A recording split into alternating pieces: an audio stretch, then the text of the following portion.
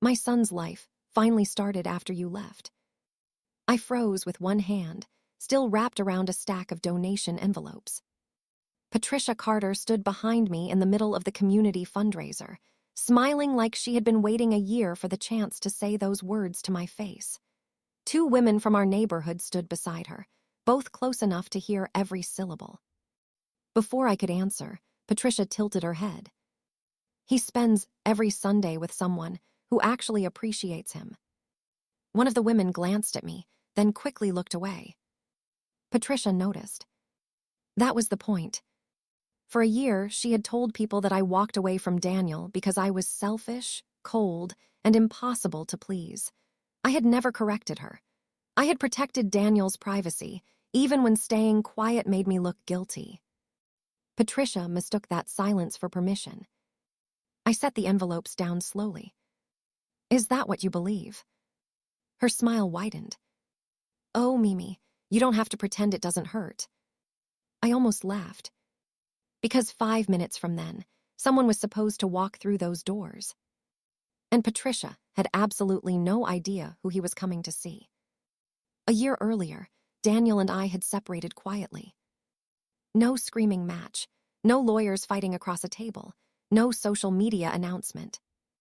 I moved into a small apartment, and we agreed that the details of our marriage would remain between us. Patricia filled in the blanks herself. She told relatives Daniel was finally free.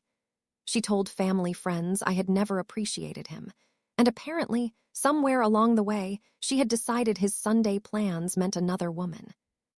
Now she stood in front of me, confident enough to use that imaginary woman as a weapon. Daniel is himself again, Patricia said. You should be happy for him. Sometimes marriages end because one person simply isn't enough for the other. The woman beside her shifted uncomfortably. I looked across the room. The fundraiser coordinator was checking the entrance again. Patricia followed my eyes. Expecting someone. I glanced at the clock. 5 minutes. I am. Her expression sharpened. Who? I didn't answer. Because the man coming through those doors knew exactly why Daniel and I had separated. He knew who had made the decision. He knew what Daniel had been doing every Sunday. And more importantly, he knew the one truth Patricia had spent an entire year refusing to see. So what could one man possibly know that would make her regret every word she had just said? Patricia had always been good at making interference sound like concern. When Daniel and I first married, it started with small things. She reorganized your kitchen again, my friend asked once. I forced a smile. She says it helps Daniel feel at home. What I didn't say was that Patricia had opened every cabinet while I was at work and moved things because, according to her, Daniel hates searching for things. Another time, Daniel complimented a dinner I made. Patricia laughed. You never liked that kind of food before Mimi. It sounded harmless. But everything became proof that I was changing him. If Daniel spent a holiday with my family, I was pulling him away from his mother. If we declined an unannounced visit, I was controlling. If Daniel disagreed with Patricia, she would look at me instead of him. I asked him repeatedly to stop it. Daniel, your mother can't keep treating every decision we make like I forced you into it. He rubbed his forehead. She's my mother. She means well. That sentence became the shield Patricia hid behind for years. Then came the argument that finally changed everything. Daniel and I had fought privately about finances. Nothing dramatic, just two exhausted people disagreeing about priorities. The next morning, my phone rang. It was Daniel's aunt. Mimi, are you and Daniel having money problems? I sat straight up. What? Well, Patricia said. I ended the call before she could finish. That evening, I placed my phone on the kitchen table in front of Daniel. Your mother told your family about our argument.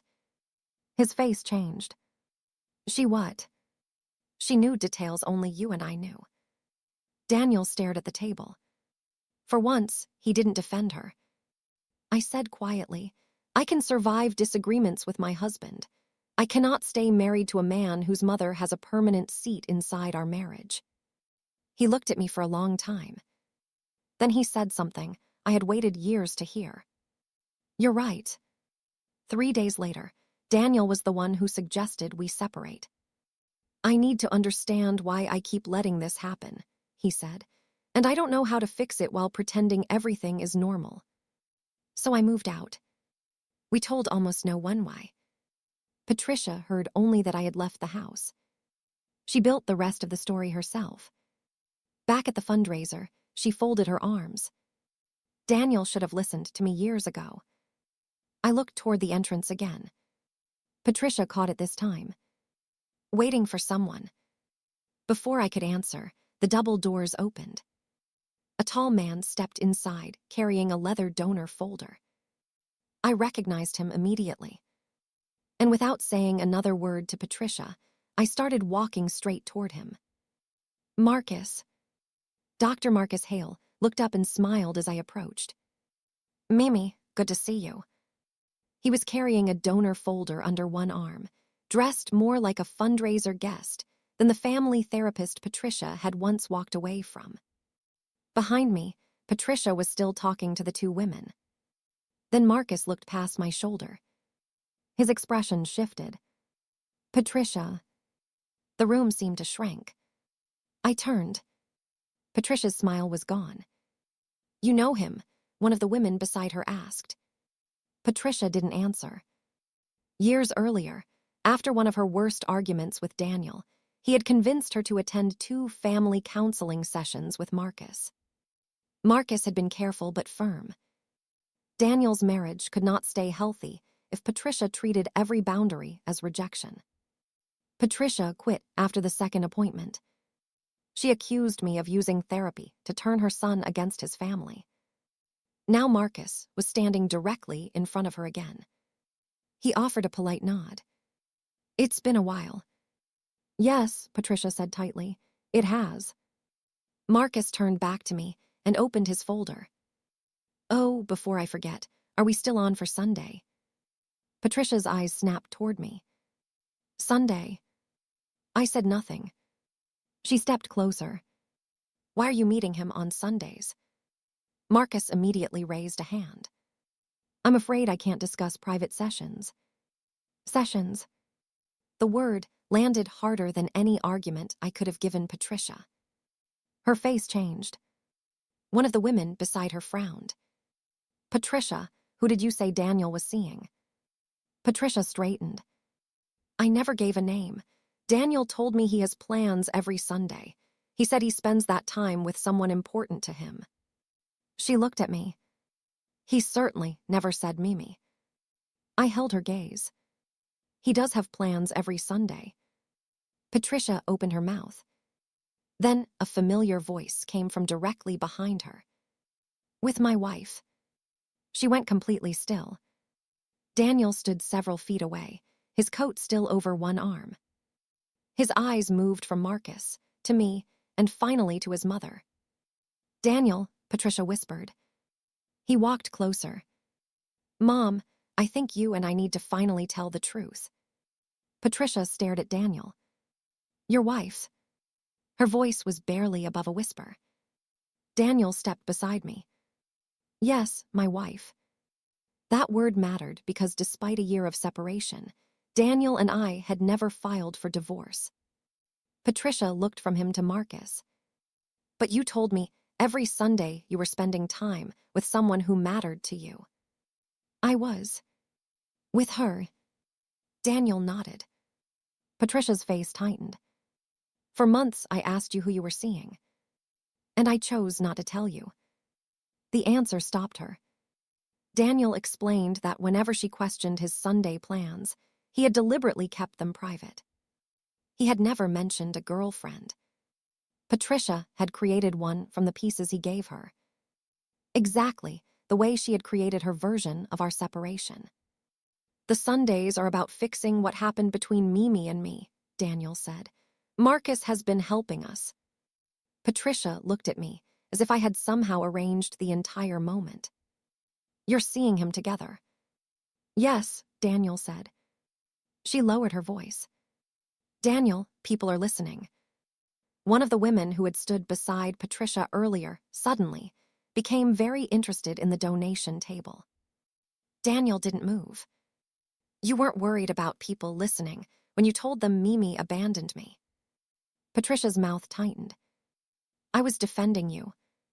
From what? She had no answer. Daniel continued. Mimi didn't destroy our marriage. I spent years refusing to set boundaries because confronting you was uncomfortable. I kept asking my wife to tolerate things I should have stopped.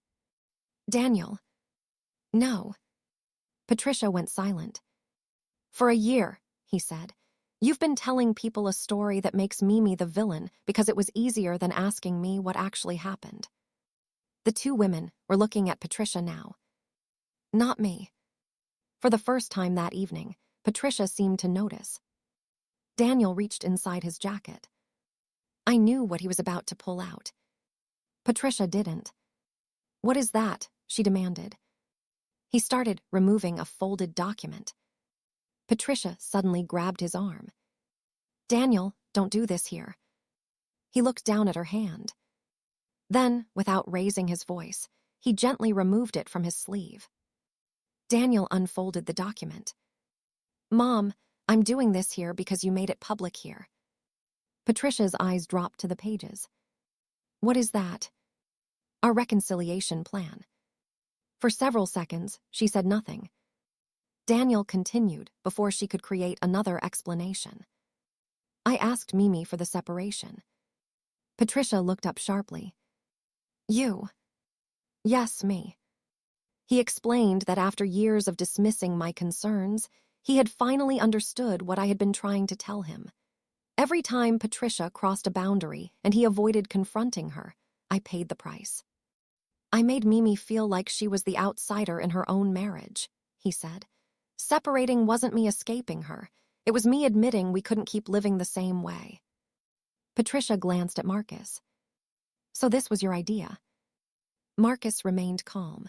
Daniel contacted me voluntarily. Daniel nodded. He had spent months in individual counseling before asking whether I would consider joining him. I hadn't agreed immediately. When I finally did, our Sunday sessions began. Those were the mysterious Sundays Patricia had turned into proof that Daniel had found another woman.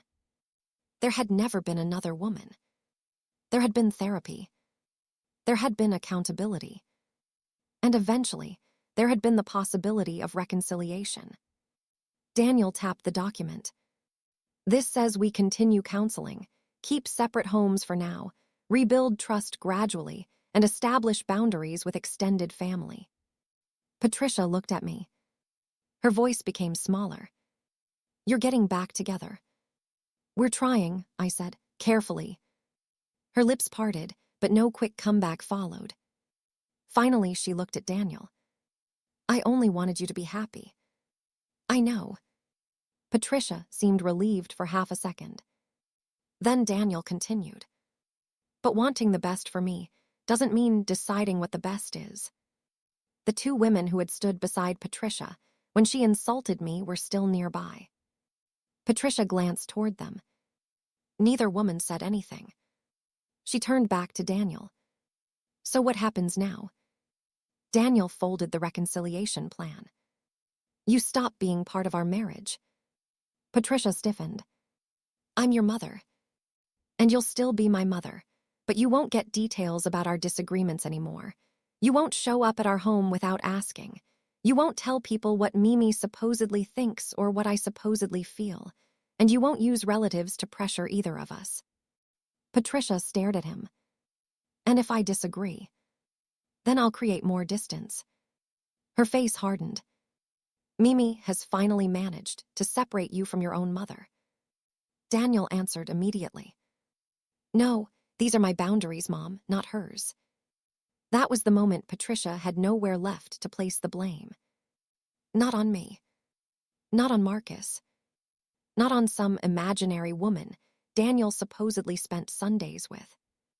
Her son was standing directly in front of her, taking responsibility for his own decisions. Patricia picked up her handbag. "I need some air." No one stopped her. Daniel watched her walk away, then turned to me. "You okay?" I looked toward the fundraiser doors. For years, that question would have made me wonder whether Patricia was okay first. Not anymore. "I am." And I meant it. Daniel and I didn't move back together the next morning. We kept following the plan because reconciliation meant nothing if we rebuilt the same marriage that had failed. We continued counseling. We kept separate homes until trust stopped feeling fragile. Months later, when we both agreed the boundaries were holding, I moved home. Daniel remained in contact with Patricia, but their relationship changed. Visits were arranged instead of announced. Our disagreements stayed between us. Whenever Patricia crossed a line, I no longer had to fight to prove it existed. Daniel handled it. And I stopped measuring my place in my own marriage by whether his mother approved of me. A year after Patricia celebrated the end of my marriage, I finally understood something. Daniel and I never needed her permission to rebuild it. We only needed the courage to stop letting her live inside it.